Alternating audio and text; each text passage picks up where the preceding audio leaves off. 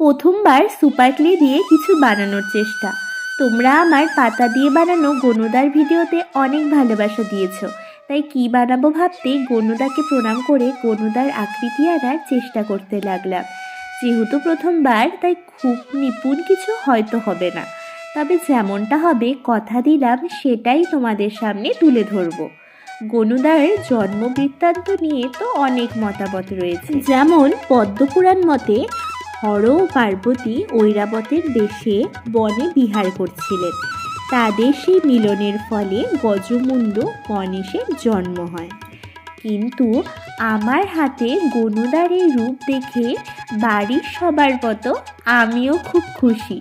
হয়তো নিপুণ নয়, তবে আমার হাতের গনুদা আমার কাছে তো স্পেশাল হবেই।